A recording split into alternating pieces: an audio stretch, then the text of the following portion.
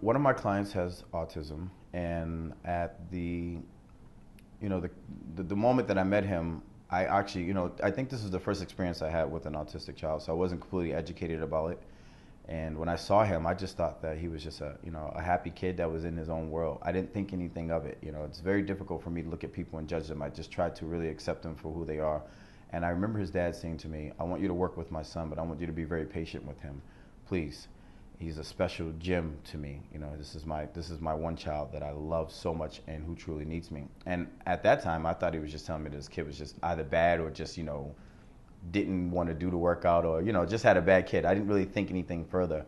And it's actually been now about 5 or 6 years that we've been working together. One day I said to him, "You're late. Why are you late for your sessions?" Because he's very, very anal about being on time. And I said, "You're late." And he looked at me and said, "Oh, I'm so sorry. I'm so sorry. I didn't mean to come late." And I said, "No, no, don't worry about it." And he started to cry. And I looked, I said, "Oh, whoa, please don't cry. I was just giving you a hard time. I was just joking." He said, "Well, I didn't mean to be late." And I thought that I upset him.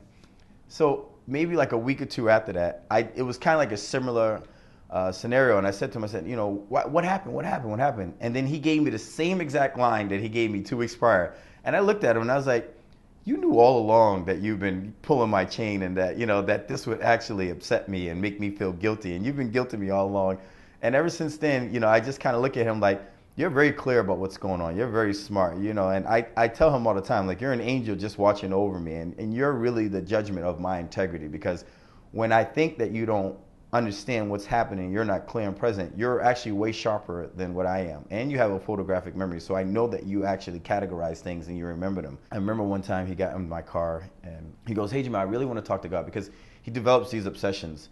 And one moment it could be God, one minute it could be like a book, or it could be television, it could be a video game or something of the sort. But at this moment, he was very interested in God. He said, "Well, what do you know about God?" And I said, "Well, I don't know if I know enough to tell you, so why don't you tell me what you know about God?" He says, "Well, I know one thing. I'm very upset with him right now." And I said, "Well, why are you upset with him?" He says, "Well, that doesn't matter. That doesn't matter. But I need to talk to him. So, can you give me a minute?" And we're driving in the car, and I'm sitting, and I'm like, "Yeah, take all the time you need." So I turned the radio down. I mean, this is the most candid conversation I think I've ever heard in my entire life. He goes, "God, here's the deal. You know what I did.